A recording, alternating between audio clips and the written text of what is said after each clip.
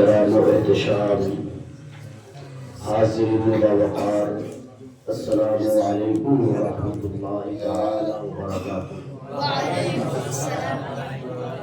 الحمدللہ الحمدللہ رب العالمین، والصلاة والسلام علی سید الانبیاء والمرسلین وعلى آله الطيبين الطاهرين وأصحابه الهادين المهديين، أما بعد، فأعوذ بالله من الشيطان الرجيم، بسم الله الرحمن الرحيم،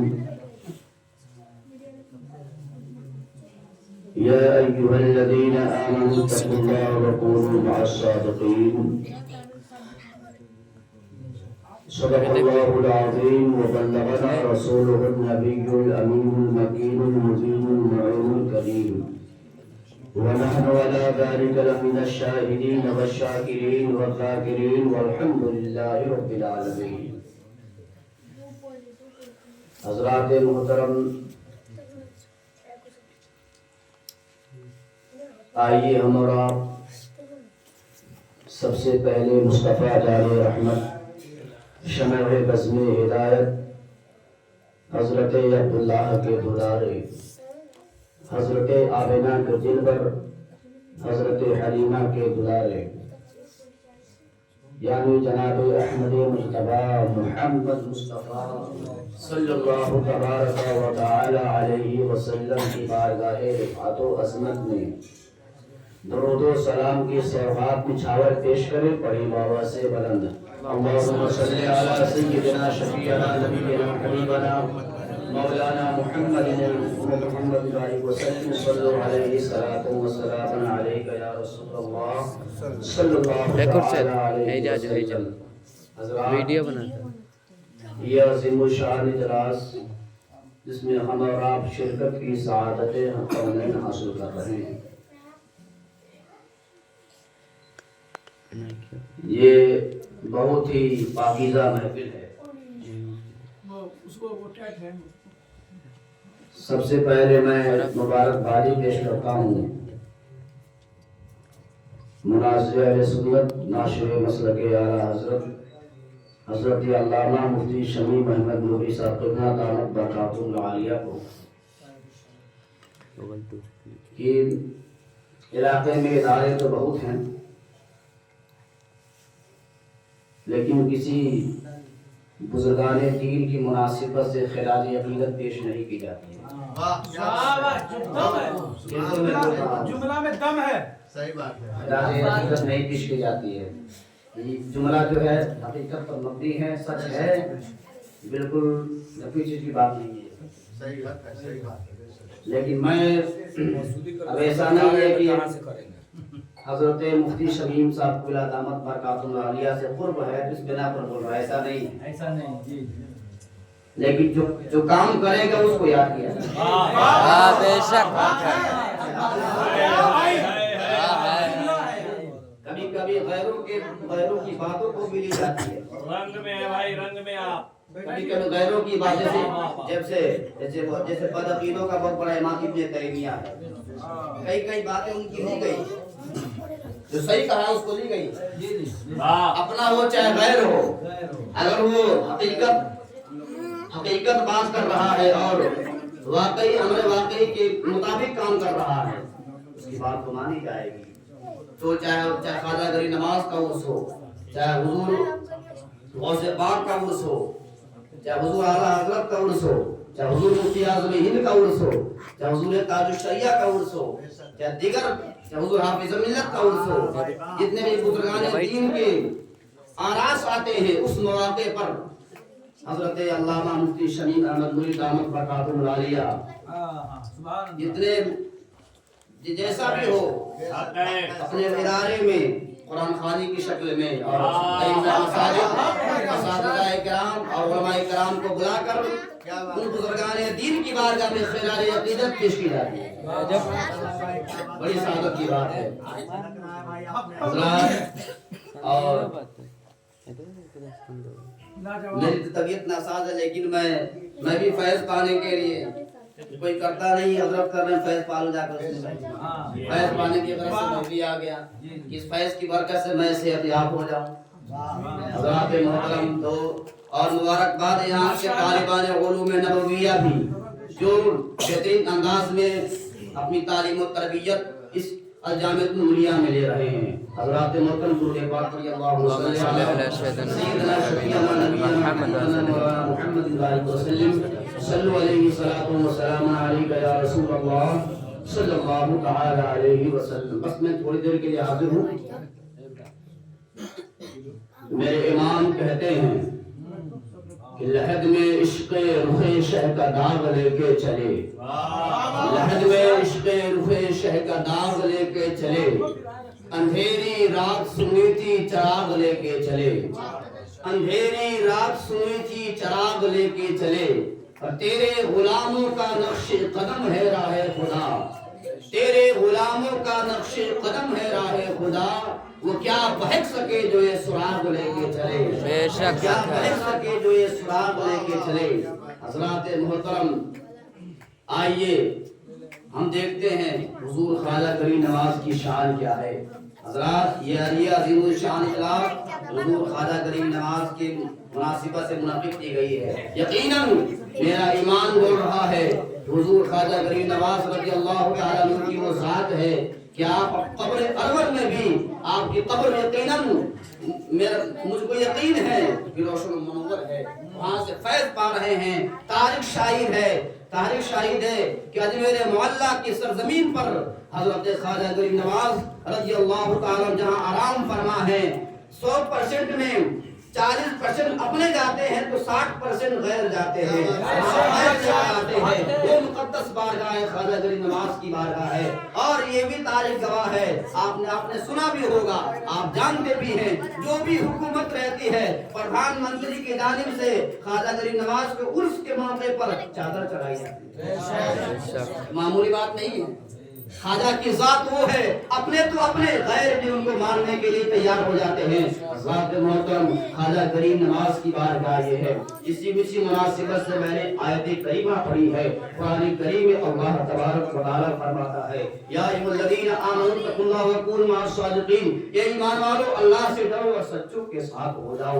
हज़रात मोहतरम इस आयत करीमा में गौर किया जाए, कुरान में 30 पारे हैं, 6666 आयतें हैं, 114 सूरतें हैं। कुरान में कहीं अल्लाह रब्बुल इज्जत या अय्युहन नास से खिताब फरमाता है, कहीं या अय्युहल्लज़ीना आमनू से खिताब फरमाता है। लेकिन इस आयत करीमा में जिस मकाम पर अल्लाह तबारक व तआला ने ये फरमाया है या अय्युहन नास, उससे मुराद ऐ लोगों, यानी मुफस्सिरीन ने उससे अहले मक्का मुराद लिया है, कुफार भी मुराद दिए गए हैं, दोनों मुराद दिए गए हैं। लेकिन जिस आयत करीमा में अल्लाह रब्बुल इज्जत ने फरमाया है या अय्युहल्लज़ीना आमनू, उससे मुराद सिर्फ मुमिनीन मुराद दिए गए हैं। अब आइए इस आयत करीमा को देखते हैं। कुरान करीम फरमाता है या अय्युहल्लज़ीना आमनू, ए ईमान वालों। पता क्या चला, इस आयत करीमा में ईमान वालों से खिताब किया जा रहा है, ईमान वालों से पैगाम दिया जा रहा है, ईमान वालों को ये बताया जा रहा है कि जो ईमान वाला होगा वही अल्लाह से डरेगा, जो सच्चे हैं सच्चों के साथ वही होगा जो ईमान वाला होगा। ईमान वाला नहीं होगा ना वो अल्लाह से डरेगा ना सच्चों के साथ होगा। अब क्या सच्चों से क्या मुराद है? सच्चों के हवाले से मुफस्सिरीन की तारीफ, मुफस्सिरीन के गिरोह को देखते हैं। सबसे बड़ी मुफस्सिरीन रईसुल मुफस्सिरीन हज़रत अब्दुल्लाह इब्न अब्बास हैं। वो फरमाते हैं सच्चे से मुराद जो नेक साल अल्लाह के मुक़द्दस वली हैं। हज़रात मोहतरम अल्लाह के मुक़द्दस वली से औलिया कराम हैं। औलिया में चाहे ख्वाजा अजमेरी हो, चाहे हुजूर गौसे पाक हो, चाहे हुजूर साबिर कलियरी हो, चाहे हुजूर महबूब इलाही हो, दुनिया में जितने भी औलिया कराम तशरीफ लाए हैं, असमे क़यामत तक तशरीफ लाएंगे, सबको मुराद दिया गया है। पता क्या चला, अल्लाह तबारक व तआला एक लफ्ज़ में कहना ये अपने मोमिनीन से, अपने बंदों से खिताब फरमा रहा है, जो मोमिन बंदा है। या अय्युहल्लज़ीना आमनू, ए ईमान वालों, यानी ए मुसलमानों, तुम अल्लाह से डरो। डरने के साथ साथ तुम उस वक्त कामिल मोमिन हो सकते हो जब अल्लाह के जो नेक बंदे हैं उनके रास्ते को अपना लोगे तो मोमिन कामिल बन जाओगे। तो अल्लाह के मुक़द्दस नेकोकार कौन है? اللہ والا نیکوکار اور یہ کرام اس میں خواجہ گری نواز ہے کہ نہیں؟ خواجہ گری نواز ہے. حضرت خواجہ غریب نواز رضی اللہ تعالیٰ عنہ، آپ کا نام حسن ہے. آپ معمولی شخصیت نہیں ہے. حضرت خواجہ غریب نواز رضی اللہ تعالیٰ عنہ کو سرکار دو عالم صلی اللہ علیہ وسلم نے آپ کو ہجرت کا حکم فرمایا کہ اجمیر ہندوستان کے سرزمین میں جاؤ، اجمیر محلہ میں، وہاں تبلیغ دین مبین کرو. حضرت خواجہ غریب نواز رضی اللہ تعالیٰ عنہ آپ تشریف لائے. آپ نے آ کر پرچم اسلام کو بلند کیا. تو تمام ہندوستانی ہونے کے ناطے ان کی ذمہ داری ہے کہ خواجہ غریب نواز کی بارگاہ میں خراج عقیدت پیش کیا ہے. ان کا احسان ہے کہ دامن اسلام سے وابستہ ہیں. حضرات محترم، حدیث پاک میں آیا ہے، مصطفیٰ جان رحمت فرماتے ہیں، من تشبہ بقوم فہو منہم، جو جس سے محبت کرے گا، وہ اس کے طریقے کو اپنائے گا، اسی کے ساتھ کلمہ دار محشر میں اٹھایا جائے گا.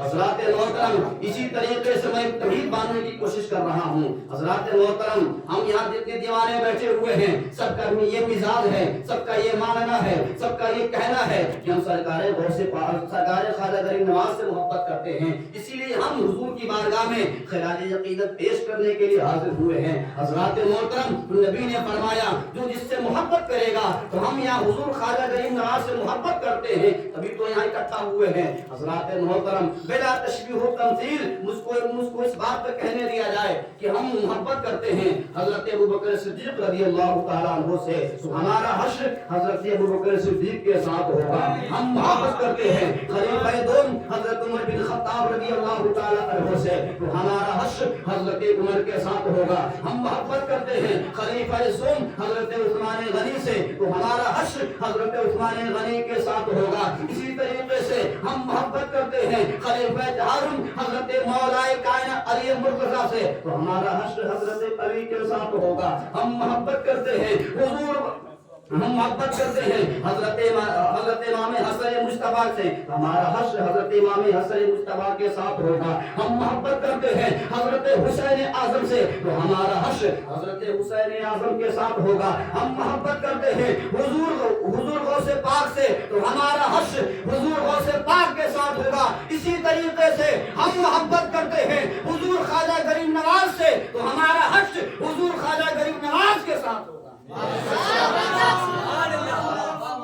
یقیناً اس نیت سے بیٹھیں گے، یقیناً ہم محبت کریں گے حضور خواجہ غریب نواز سے، یقیناً ہمارا حشر حضور خواجہ غریب نواز رضی اللہ تعالیٰ عنہ کے ساتھ ہوگا. ایسا نہیں ہے جو جس سے محبت کرے گا اسی کے ساتھ وہ میدان محشر میں اٹھایا جائے گا. حضرات محترم، جو جس سے محبت کرے گا اسی کے طریقے کو اپنایا جائے گا. حضرات محترم، اسی تناظر میں آئیے دیکھیے، ایک طرف اس ہندوستان میں بہت سارے فتنے وجود پر ہیں، فتنے جنم لے رہے ہیں. ایک طرف فتنہ بدعقیدوں کا تیزی سے ہے، کئی فتنہ وہابیہ کا ہے، کئی فتنہ دیوبندیت کا ہے، کئی فتنہ اہل حدیثیت کا ہے. اسی میں سنیت ہی میں رافضیت کا فتنہ بڑی تیزی سے ہے، خارجیت کا فتنہ بڑی تیزی سے ہے. حضرات محترم، اجمیر محلہ میں جو مجاور ہیں وہ کہتے ہیں کہ امام اہل سنت اعلیٰ حضرت رضی اللہ تعالیٰ عنہ نے حضور خواجہ غریب نواز کی شان نہیں بیان فرمائی ہے. میں ایک جملوں میں یہ بتا دینا چاہتا ہوں، حضور خواجہ غریب نواز جو بولتے ہیں، جو اس کا یہ کہنا ہے حضور خواجہ غریب نواز کی شان میرے امام نے بیان نہیں فرمائی ہے. ان کو میں بتا دینا چاہتا ہوں، امام اہل سنت نے ایک ہی جگہ بیان کر کے حضور خواجہ غریب نواز کے تمام کمالات کو بیان کر دیا ہے. فتاوی رضویہ کے اندر موجود ہے. فتاوی رضویہ میں جب پڑھا جائے گا حضور اعلیٰ حضرت فرماتے ہیں جن مقامات پر دعائیں قبول ہوتی ہیں ان میں ایک مقام ایسا ہے جو حضور خواجہ غریب نواز کا مقام ہے. اس سے بڑی اب تعریف کیا ہو سکتی ہے؟